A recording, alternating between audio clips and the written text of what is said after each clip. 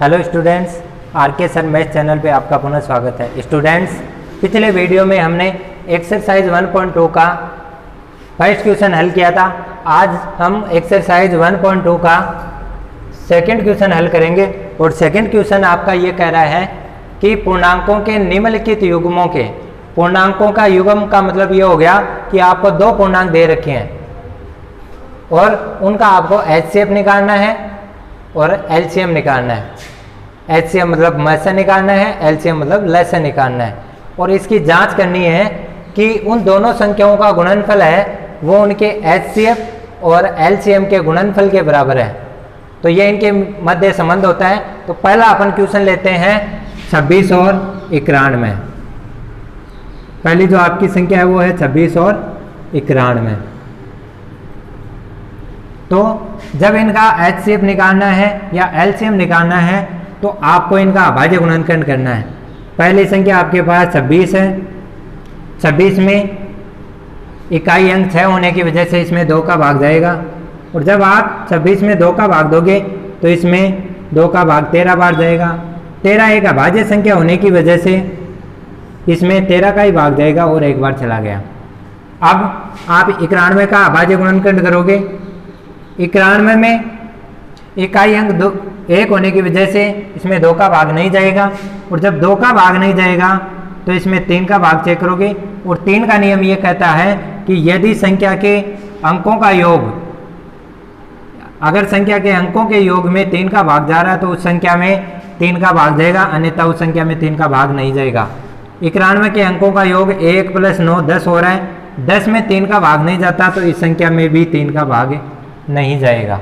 फिर आप जब 2 का भाग नहीं जाएगा, 3 का भाग नहीं जाएगा, फिर 5 का भाग चेक करोगे और 5 का नियम यह कहता है कि यदि संख्या के इकाई अंक है वो 0 है या 5 है तो उस संख्या में 5 का भाग जाएगा, अन्यथा उस संख्या में 5 का भाग नहीं जाएगा। इस संख्या का इकाई अंक 1 होने की वजह से इस संख्या में 5 का भाग भी नहीं जाएगा। फिर इस संख्या में आप 7 का भाग चेक करोगे और 7 का नियम यह कहता है कि संख्या के इकाई अंक का दुगुना करना है। इकाई अंक 1 है, 91 का इकाई अंक 1 है, इसका दुगुना करना है और 1 का दुगुना 2 हो जाएगा। शेष संख्या में से घटाना है तो शेष संख्या में से घटाने पर 7 प्राप्त हो रहा है। तो 7 का नियम यह कहता है संख्या के इकाई अंक का दुगुना कर शेष संख्या में से घटाने पर प्राप्त संख्या या तो 0 हो जाए या ऐसी संख्या आ जाए जिसमें 7 का भाग जा रहा हो तो उस संख्या में 7 का भाग जाएगा। तो 91 का इकाई अंक 1 था, उसका दुगुना करने पर 2 प्राप्त हुआ। शेष संख्या 9 में से घटाने पर 7 प्राप्त हुआ और इस 7 में 7 का भाग जा रहा है तो इस संख्या में 91 में भी 7 का भाग जाएगा। और जब आप इस 91 में 7 का भाग दोगे तो 91 में 7 का भाग 13 बार जाएगा और 13 एक अभाज्य संख्या होने की वजह से इसमें केवल 13 का भाग जाएगा। यानी आप 26 को लिख सकते हो 2 × 13 और 91 को लिख सकते हो 7 × 13। अगर एचसीएफ की बात करते हैं तो एचसीएफ में जो कॉमन आती है संख्या उसकी न्यूनतम पावर लेते हैं। इसमें 2 है लेकिन इसमें नहीं है तो 2 कॉमन ही आएगा। इसमें 13 है, इसमें भी 13 है तो 13 कॉमन आएगा और अधिकतम घात लो चाहे न्यूनतम लो, इन दोनों में घात 1 है तो एचसीएफ 13 की घात 1 हो गया। अब इसमें 7 है लेकिन इसमें नहीं है तो 7 भी कॉमन नहीं आएगा। यानी आपका इन दोनों संख्याओं का एचसीएफ 13 हो गया। और एलसीएम जब लेते हैं तो जो कॉमन आती है संख्या उसकी अधिकतम पावर लेते हैं और जो बची हुई संख्या है उनको भी गुणा करते हैं। तो कॉमन अपने पास 13 आई है, उसकी अधिकतम लेंगे तो भी 1 घात है और न्यूनतम लेंगे तो भी 1 ही घात है। तो 13 की पावर 1 हो गई। 2 इसमें है तो इसमें से भी लेना है और 7 इसमें है तो इसमें भी लेना है। यानी आपको जो एलसीएम प्राप्त होगा वो 13 × 2 × 7 होगा। 13 को 2 से गुणा करोगे 26 आएगा और 26 को 7 से अगर आप गुणा करते हो तो आपके पास 182 प्राप्त हो जाएगा। यानी जो 26 और 91 है उसका एचसीएफ 13 प्राप्त होगा, एलसीएम 182 प्राप्त होगा। अब आपके पास एचसीएफ आपने निकाल लिया 13 और एलसीएम आपके पास 182 आ गया। अब आपको इसकी जांच करनी है कि उन दो संख्याओं के मध्य जो संबंध हो रहा है कि दो संख्याओं का गुणनफल है वो HCF और LCM के गुणनफल के बराबर होगा, तो वो आपको चेक करना है कि ये इक्वल है या नहीं है। तो चलो चेक करते हैं और देखते हैं इनके बीच में संबंध है। तो पहला आपको लेना है LHS, और LHS अपना ये कह रहा है कि दो संख्याओं का गुणनफल। तो दोनों संख्याओं का गुणनफल निकालना आपको। तो दो संख्याओं का गुणनफल बराबर कितना हो जाएगा, पहली संख्या गुणा दूसरी संख्या। पहली संख्या आपके पास इस संख्या में 26 है और दूसरी 91 है, तो इन दोनों का गुणनफल निकालना है। तो 26 गुणा 91, और जब 26 को आप 91 से गुणा करते हो तो आपके पास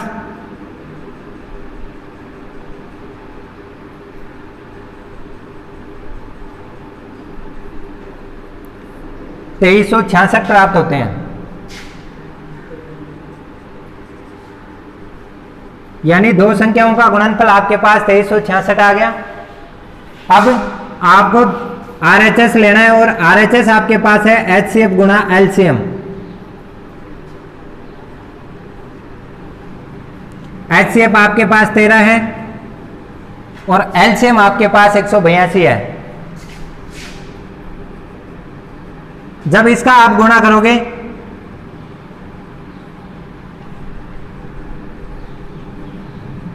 तो आपके पास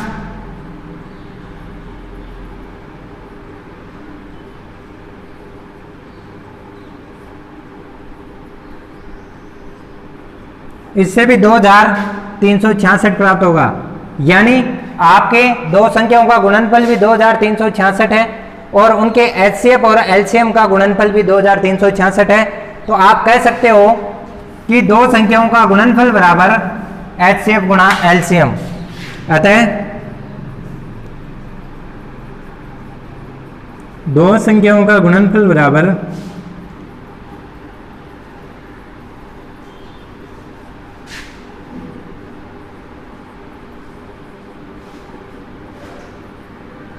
HCF गुणा LCM।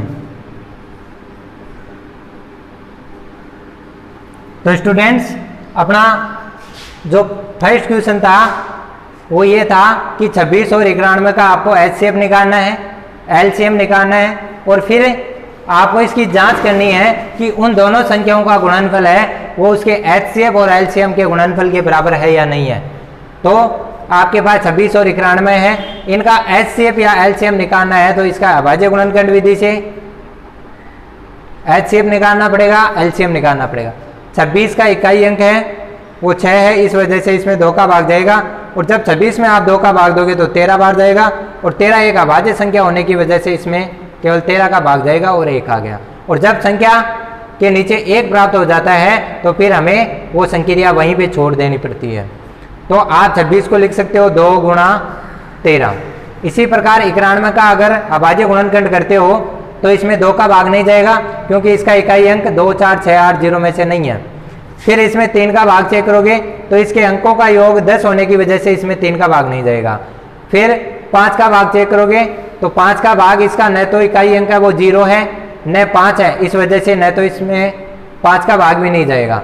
फिर जब आप 7 का भाग चेक करोगे तो इसमें 7 का भाग 13 बार जाएगा, और 13 अभाज्य संख्या होने की वजह से इसमें 13 का ही भाग जाएगा और संख्या 1 प्राप्त हो जाएगी। यानी आप 91 को 7 गुणा 13 लिख सकते हो। फिर HCF ज्ञात करने के लिए आपको जो संख्या कॉमन आ रही है, इनके अभाज्य गुणनखंड में जो संख्या कॉमन आ रही है उसकी न्यूनतम पावर लेनी है, और अभाज्य गुणनखंड में 13 इसमें भी है और 13 इसमें भी है। यानी आपके पास जो संख्या कॉमन आ रही है उभयनिष्ठ आ रही है वो 13 है, और 13 की न्यूनतम पावर यहाँ पे 1 ही है। तो 13 की पावर 1 यानी HCF आपके पास 13 हो गया। और LCM जब लेते हो तो जो संख्या आपके पास कॉमन आती है उसकी अधिकतम पावर लेते हो और शेष संख्याओं को भी गुणा करते हो। यानी जो आपके पास संख्या कॉमन आई थी वो 13 थी, और इसका जो अधिकतम पावर है, आप चाहे न्यूनतम लो चाहे अधिकतम लो, पावर 1 है, तो इसकी अधिकतम पावर भी 1 होगी और न्यूनतम पावर भी 1 होगी। तो अधिकतम पावर आपके पास 13 की 1 है। फिर 2 इसमें है तो 2 से गुणा करना पड़ेगा, और 7 इसमें है तो 7 से गुणा करना पड़ेगा। यानी आपका एलसीएम होगा 13 गुणा 2 गुणा 7, और जब 13 को 2 से गुणा किया जाता है तो 26 प्राप्त होता है, और 26 को जब 7 से गुणा किया जाता है तो 182 प्राप्त होता है।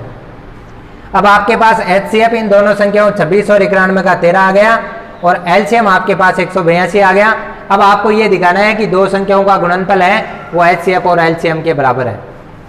तो दो संख्याओं का गुणनफल जब निकालते हो तो दोनों संख्या, एक संख्या आपके पास 26 थी और दूसरी 91 थी। जब इस 26 और 91 को गुणा किया जाएगा तो 2366 प्राप्त होगा। अब आप RHS लोगे इसका, और RHS इसका ये कह रहा है कि एचसीएफ गुणा एलसीएम, यानी एचसीएफ गुणा एलसीएम का मान निकालोगे तो एचसीएफ आपके पास 13 प्राप्त हुआ है और एलसीएम आपके पास 182 प्राप्त हुआ है, और जब 13 और 182 को गुणा किया जाएगा तो 2366 प्राप्त होगा। यानी आपके पास जो दो संख्याओं का गुणनफल है वो भी 2366 है, और एचसीएफ गुणा एलसीएम यानी एचसीएफ और एलसीएम का गुणनफल भी 2366 है। तो आप कह सकते हो कि दो संख्याओं का गुणनफल बराबर एचसीएफ गुणा एलसीएम। स्टूडेंट्स, अब अपना दूसरा क्वेश्चन है 510 और 92। अब अपने दूसरे क्वेश्चन को लेते हैं 510 और 92 को। अब आपके पास दो संख्या है 510 और 92, इसका एचसीएफ निकालना है, एलसीएम निकालना है, और आपको दिखाना है कि इन दोनों संख्याओं का जो गुणनफल है वो उसके एचसीएफ और एलसीएम के गुणनफल के बराबर होगा। तो 510, तो पहले आपको 510 का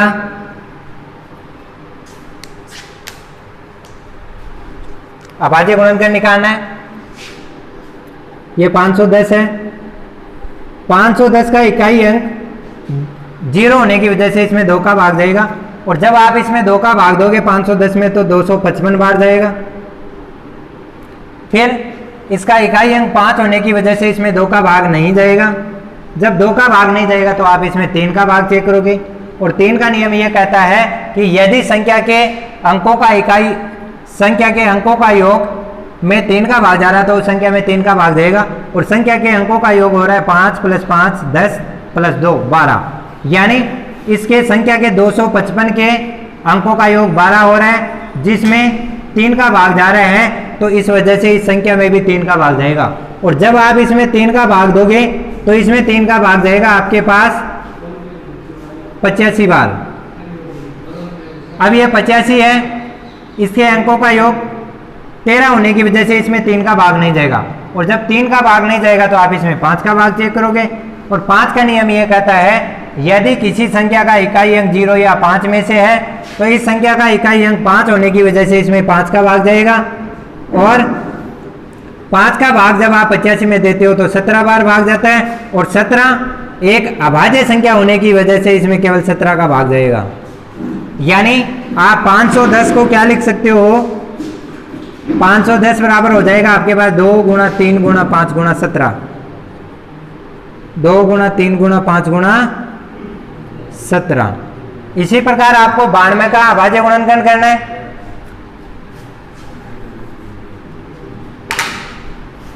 तो जब आप 92 का अभाज्य गुणनखंड करोगे तो 92 में 2 का भाग जाएगा इकाई अंक 2 होने की वजह से, और जब 92 में 2 का भाग दोगे तो 46 बार जाएगा। फिर वापस 28 का इकाई अंक, तो इसमें वापस 2 का भाग जाएगा और 23 बार जाएगा, और 23 एक अभाज्य संख्या होने की वजह से इसमें इसका 23 का ही भाग जाएगा। यानी आप 92 को लिख सकते हो 2 × 2 × 23। इसमें 2 की आवृत्ति है वो 2 बार हुई है, तो इसको 2 की पावर 2 × 23 लिखा जा सकता है। अब अगर एचसीएफ निकालना है तो इसका एचसीएफ होगा वो होगा जो संख्या कॉमन आ रही है इनके अभाज्य गुणनखंड में उसकी न्यूनतम पावर लेनी है। यहाँ पे भी 2 है, यहाँ पे भी 2 है, इसमें से कॉमन 2 आ रहा है, लेकिन यहाँ पे 2 की पावर 1 है और यहाँ पे 2 की पावर 2 है। न्यूनतम लेनी है तो 2 की पावर 1 हो जाएगा, यानी इसका एचसीएफ जो होगा वो 2 होगा। और एलसीएम जब ज्ञात करते हो तो जो संख्या कॉमन आ रही है उसकी अधिकतम पावर लेते हैं। तो यहाँ पे 2 की पावर 1 है, यहाँ 2 की पावर 2 है, तो यहाँ पे 2 की पावर 2 कॉमन आएगी, तो 2 की पावर 2 हो गया, गुणा 3 यहाँ है, यहाँ नहीं है तो भी गुणा होगा। ये 5 इसमें है तो 5 भी गुणा होगा, 17 इसमें है, 17 भी गुणा होगा, और 23 है इसमें तो 23 भी गुणा होगा। यानी इसका जो गुणनफल होगा वो क्या होगा, 2 की पावर 2 यानी 2 गुणा 2 हो गया, 3 गुणा 5 गुणा 17 गुणा 23। 2 को जब 2 से गुणा करोगे 4 आएगा, 4 को 3 से गुणा करोगे 12 आएगा, 12 को 5 से गुणा किया 60 आएगा, और 60 को जब आप 17 से गुणा करोगे तो 1020 आएगा, और 1020 को आपको 23 से गुणा करना है। तो ये हो जाएगा आपके पास 23,460, यानी आपका एलसीएम आ गया 23,460। अब आपको चेक करना है कि उन दोनों संख्याओं का जो गुणनफल है वो एचसीएफ और एलसीएम के गुणनफल के बराबर है या नहीं है। तो आपको इसमें से एलएचएस लेना है, और एलएचएस आपका है दो संख्याओं का गुणनफल। तो दो संख्याओं का गुणनफल बराबर हो जाएगा पहली संख्या गुणा दूसरी संख्या। दो संख्याओं का गुणनफल बराबर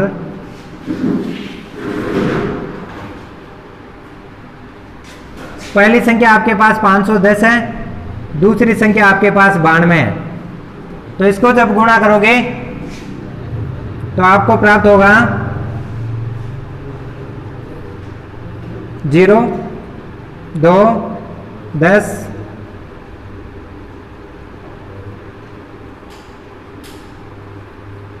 यानी आपके पास हो गया 46,920। यानी जब आप 510 और 92 को गुणा करोगे तो आपके पास 46,920 प्राप्त होगा। यह आपकी पहली संख्या और दूसरी संख्या, इन संख्याओं का गुणनफल हो गया।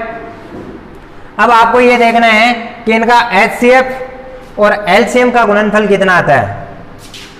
तो निकालते हैं, आरएचएस ले लेते हैं इसका, और आरएचएस इसका है एचसीएफ गुणा एलसीएम। एचसीएफ इसका अपने पास 2 है और एलसीएम है 23,420। यानी एचसीएफ आपके पास हो गया 2 गुणा एलसीएम आपके पास है 23,460। 23,460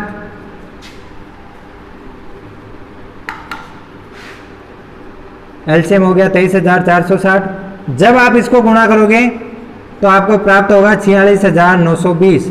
यानी आपका जो दो संख्याओं का गुणनफल है वो भी 46,920 है, और एचसीएफ गुणा एलसीएम यानी एचसीएफ और एलसीएम का जो गुणनफल है वो भी 46,920 है। तो आपके यहाँ पे जांच हो गई, सिद्ध हो गया कि इन दोनों संख्याओं का जो गुणनफल है वो उसके एचसीएफ और एलसीएम के गुणनफल के बराबर है। तो स्टूडेंट्स, अपने पास दूसरा जो क्वेश्चन था उसमें संख्याएं थी 510 और 92।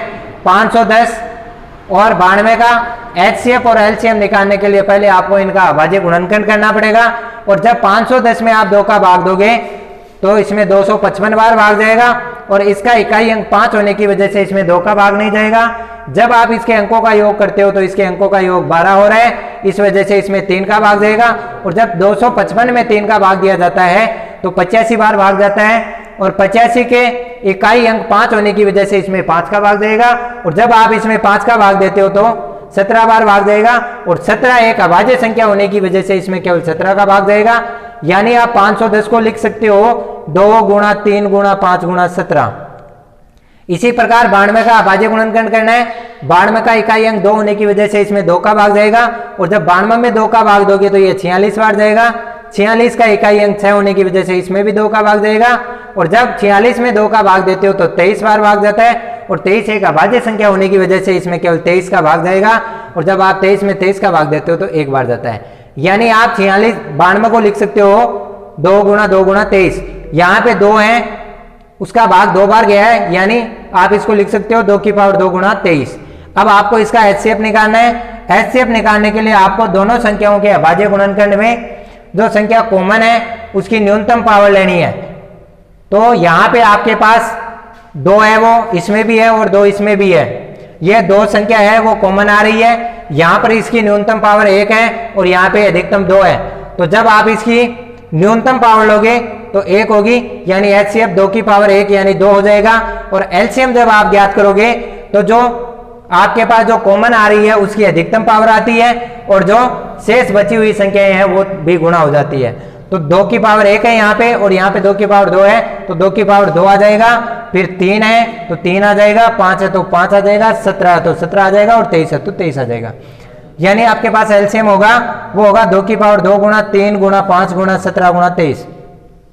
2 की पावर 2 का मतलब ये हो गया कि 2 है वो 2 बार आएगा, तो 2 गुणा 2 गुणा 3 गुणा 5 गुणा 17 गुणा 23। जब 2 को 2 से गुणा करोगे तो 4 प्राप्त होगा, 4 को जब आप 3 से गुणा करोगे तो 12 प्राप्त होगा, 12 को 5 से गुणा किया तो 60 प्राप्त होगा, 60 को जब 17 से गुणा करोगे तो 1020 आएगा और 1020 को जब आप 23 से गुणा करोगे तो 23460 आएगा। यानी इन दोनों संख्याओं का एचसीएफ आपके पास 2 आ गया और एलसीएम आपके पास 23460 आ गया। अब आपको दिखाना है कि इन दोनों संख्याओं का जो गुणनफल है वो एचसीएफ और एलसीएम के गुणनफल के बराबर है या नहीं। तो पहले आपको एलएचएस लेना है और एलएचएस आपका ये है कि दो संख्याओं का गुणनफल बराबर पहली संख्या गुणा दूसरी संख्या। पहली संख्या आपके पास 510 है, दूसरी संख्या 92 है, तो ये इन दोनों संख्याओं का गुणनफल होगा वो होगा 510 गुणा 92। और जब 510 को आप 92 से गुणा करते हो तो 46,920 प्राप्त होता है। इसी प्रकार अब आपको आरएचएस लेना है और एचसीएफ और एलसीएम का गुणनफल निकालना है। एचसीएफ आपके पास 2 है, एलसीएम आपके पास 23,460 है। जब इस 2 और 23,460 को गुणा किया जाएगा तो 46,920 प्राप्त होगा। अतः आप कह सकते हो दो संख्याओं का गुणनफल बराबर एचसीएफ गुणा एलसीएम। दो संख्याओं का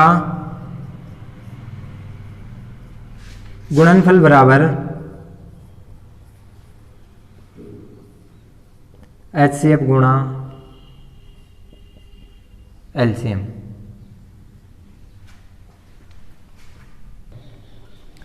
स्टूडेंट्स अपना तीसरा क्वेश्चन है और उसमें संख्याएं दे रखी है 336 और 54। 336 और 54 अपने पास संख्याएं हैं। इसका आपको एचसीएफ निकालना है, एलसीएम निकालना है, फिर दिखाना है कि उन दोनों संख्याओं का 336 और 54 का जो गुणनफल है वो बराबर होगा किसके, इन दोनों संख्याओं के एचसीएफ और एलसीएम के गुणनफल के। तो पहले इनका एचसीएफ और एलसीएम निकालने के लिए इसका आपको अभाज्य गुणनखंड करना पड़ेगा। तो पहले संख्या लेते हैं 336। 336 का इकाई अंक 6 होने की वजह से इसमें 2 का भाग देगा और जब आप 2 का भाग दोगे 336 में तो 168 बार देगा। फिर वापस आपके पास इकाई अंक 8 है, इस वजह से इसमें आपके पास 2 का भाग दोबारा जाएगा और जब 2 का भाग दोगे तो ये 84 बार जाएगा और 84 में इकाई अंक 4 होने की वजह से इसमें वापस 2 का भाग जाएगा और 2 का भाग 84 में जाएगा 42 बार। 42 में इकाई अंक 2 होने की वजह से इसमें वापस 2 का भाग जाएगा और जब 2 का भाग 42 में देते हैं तो 21 बार जाता है। अब इसका इकाई अंक 1 होने की वजह से इसमें 2 का भाग नहीं जाएगा, इसमें 3 का भाग जाएगा। अब 2 और 1 3 हो गया और इसके अंकों के योग में 3 का भाग जा रहा है तो इस संख्या में 3 का भाग जाएगा और जब 21 में आप 3 का भाग देते हो तो 7 बार जाता है और 7 एक अभाज्य संख्या होने की वजह से इसमें केवल 7 का भाग जाएगा। यानी आप 336 को लिख सकते हो 2 गुणा 2 गुणा 2 गुणा 2, 4 बार आ गया 2, फिर गुणा 3 गुणा 7। यानी आपके पास 2 की पावर हो गई वो 4 हो गई, 4 बार आया तो 2 की पावर 4 गुणा 3 गुणा 7। इसी प्रकार आपको 54 का अभाज्य गुणनखंड करना है। जब आप 54 का अभाज्य गुणनखंड करोगे 2 का भाग दोगे 27 बार जाएगा 54 में। अब इसका इकाई अंक 7 होने की वजह से इसमें आपके 2 का भाग नहीं जाएगा, 3 का भाग जाएगा 9 बार, फिर वापस 3 का भाग जाएगा 3 बार, फिर वापस 3 का भाग जाएगा 1 बार। यानी इस 54 को आप लिख सकते हो 2 गुणा 3 गुणा 3 गुणा 3। यानी ये हो गया आपके पास 2 गुणा 3 की पावर 3। अब आपको एचसीएफ निकालना है। जब एचसीएफ निकालते हो तो जो संख्या कॉमन आती है उसका न्यूनतम पावर लेते हैं। तो 2 भी यहाँ पे है और 2 यहाँ पे भी है, तो इसमें पावर है वो 4 है 2 की, यहाँ पे 1 है तो 2 की पावर 1 कॉमन आएगी, न्यूनतम लेनी है आपको। यहाँ पे 3 है, यहाँ पे भी 3 है, यहाँ 3 की पावर 1 है, यहाँ 3 की पावर 3 है, तो न्यूनतम 1 और 3 में से 1 है तो 3 की पावर 1 कॉमन आ जाएगी, यानी एचसीएफ हो जाएगा 6। और जब आप इसका एलसीएम निकालोगे तो जब किसी संख्या का एलसीएम निकाला जाता है तो जो संख्या कॉमन आती है अभाज्य गुणनखंड में उसकी अधिकतम पावर लेते हैं। तो यहाँ पे 2 की पावर 4 है, यहाँ पे 2 की पावर 1 है, तो अधिकतम पावर है वो 2 की पावर 4 है, इस वजह से 4 कॉमन ली जाएगी। फिर 3 भी कॉमन आ रहा है, लेकिन यहाँ पे 3 की पावर 1 है, यहाँ 3 की पावर 3 है, तो 3 की पावर 3 लोगे। फिर 7 यहाँ है, लेकिन यहाँ नहीं है, तो 7 को भी लिया जाएगा। जब आप 2 की पावर 4 है, इसका मतलब ये हो गया 2 गुणा 2 गुणा 2 गुणा 2, 2 को 4 बार गुणा करना है। 3 की पावर 3 है, इसका मतलब ये है कि 3 को 3 बार गुणा करना है, और गुणा 7 है। जब आप 2 को 2 से गुणा करोगे 4 आएगा, 4 को 2 से गुणा करोगे 8 आएगा, 8 को 2 से गुणा करोगे 16 आएगा, 16 को 3 से गुणा करोगे 48 आएगा, 48 को 3 से गुणा करोगे 144 आएगा, 144 को अगर आप 3 से गुणा करते हो तो 432 आएगा, और जब 432 को अगर आप 7 से गुणा करोगे तो 3028 प्राप्त होगा।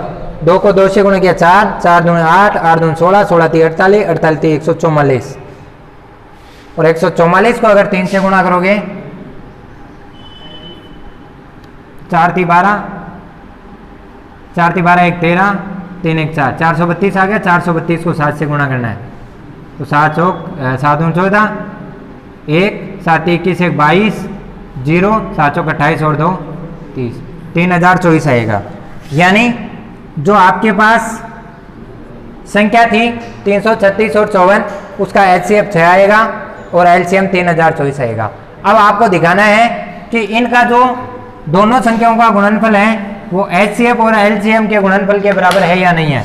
तो आपको एलएचएस लेना है, और एलएचएस आपके पास है कि दो संख्याओं का गुणनफल, तो दो संख्याओं का गुणनफल बराबर आपके पास हो जाएगा पहली संख्या गुणा दूसरी संख्या। दो संख्याओं का गुणनफल बराबर पहली संख्या गुणा दूसरी संख्या। पहली संख्या आपके पास 336 है, दूसरी संख्या आपके पास 54 है। जब इन दोनों को आप गुणा करोगे तो आपके पास 18,144 प्राप्त होगा। गुणा करके देख सकते हो आप। 6 को जब 4 से गुणा किया जाएगा 24 आएगा, 2 हासिल हो जाएगी। 4 को 3 से गुणा किया 12 हो गया, और 2 हासिल हो गई 14, 1 रह गया। 4 को जब 3 से गुणा किया तो 12 हो गया, 12 और 1 13 हासिल। जब 5 से गुणा करोगे 6 को 30 हो जाएगा, 3 हासिल हो जाएगी। 5 को 3 से गुणा किया 15, 15 और 3 18 हो गया, हासिल 1 हो गई। 5 15 और 1 16 हो गया। यानी 4 4 8 3 11 हो गया, 1 1 और 6 7 और 1 हासिल हो गई 8। जब आप इसको गुणा करोगे 336 और 54 को तो 18,144 प्राप्त होगा।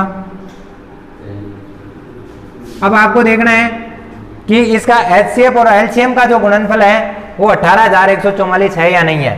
तो आपको आरएचएस लेना है, और आरएचएस आपके पास है एचसीएफ गुणा एलसीएम।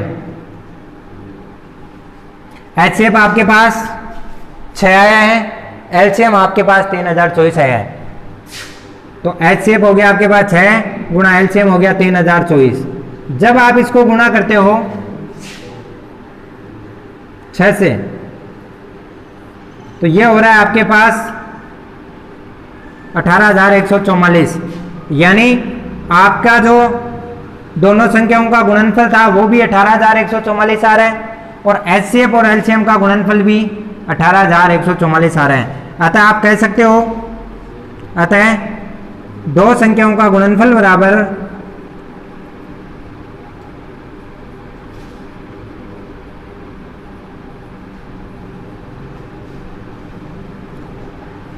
एचसीएफ गुणा एलसीएम।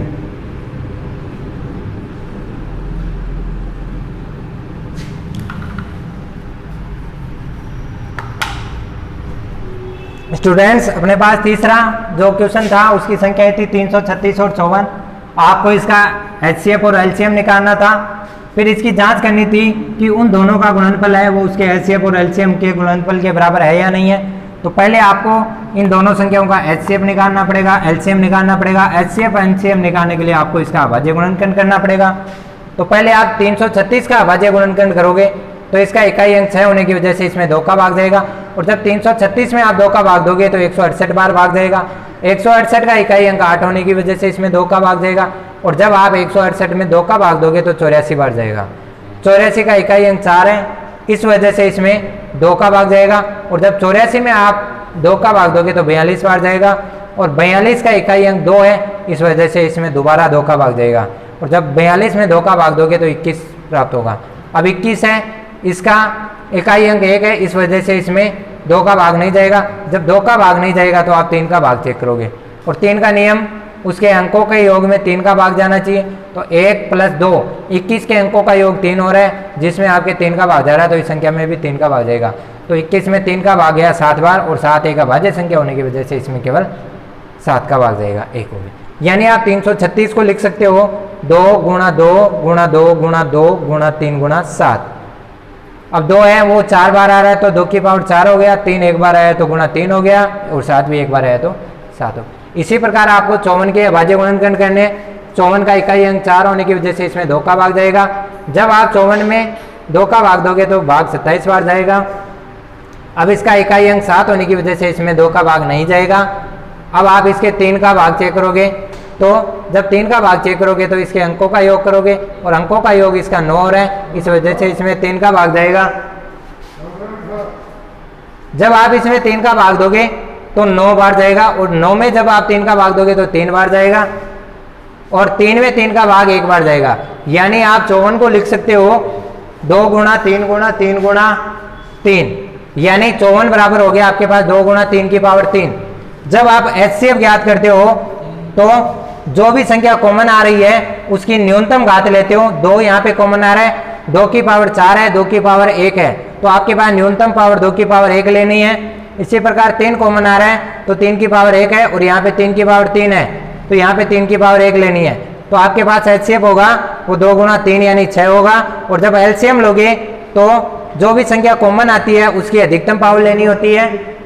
2 की पावर 4 है, 2 है, तो आपके पास 2 की पावर 4 कॉमन आएगी। हाँ, तो अपना एलसीएम ज्ञात करना था। एक 2 है कॉमन आया और एक 3 है। 2 की पावर अगर अधिकतम देखते हैं तो 2 की पावर 4 हो गया। फिर 3 की पावर अधिकतम देखते हैं तो 3 की पावर 3 आएगा, और 7 इसमें से नहीं है तो 7 आ जाएगा। यानी 2 की पावर 4 का मतलब ये हो गया कि 2 × 2 × 2 × 2, और 3 की पावर 3 है, इसका मतलब 3 को 3 बार गुणा करना है, गुणा 7 हो गया। यानी आपके पास 2 को जब 2 से गुणा करोगे 4 आएगा, 4 को 2 से गुणा करोगे 8 होगा, 8 को 2 से गुणा किया 16 हो गया, 16 को 3 से गुणा किया 48 हो गया, 48 को 3 से गुणा किया आपने तो 144 हो गया। 144 को जब आप 3 से गुणा करोगे तो आपके पास होगा 144 को 3 से गुणा करने पर आपके पास आ जाएगा 432, और जब 432 को आप 7 से गुणा करोगे तो 3024 प्राप्त होगा। यानी आपके पास HCF होगा वो 6 आएगा, LCM आपके पास 3024 आएगा। अब आपको यह दिखाना है कि आपने HCF ज्ञात कर लिया, LCM ज्ञात कर लिया, तो इन दोनों संख्याओं का गुणनफल है वो इनके HCF और LCM के गुणनफल के बराबर है या नहीं है। तो HCF दोनों संख्याओं का गुणनफल था वो 336 × 54 हो गया, और जब 336 को 54 से गुणा करते हो तो 18144 आता है। और जब इसका HCF आप निकालोगे तो 4 है, LCM आपके पास 3024 आ रहा है, इन दोनों को गुणनफल करोगे तो 18144 आ रहा है। यानी दोनों संख्याओं का गुणनफल भी 18144 है और HCF और LCM का गुणनफल भी 18144 है। तो आप देखते हो कि दोनों संख्याओं का गुणनफल है वो HCF गुणा LCM के बराबर है, यानी HCF और LCM के गुणनफल के बराबर है। तो स्टूडेंट्स, आज हमने एक्सरसाइज 1.2 के क्वेश्चन नंबर 2 का हल किया। कल हम एक्सरसाइज 1.2 के 3rd क्वेश्चन को हल करेंगे। धन्यवाद।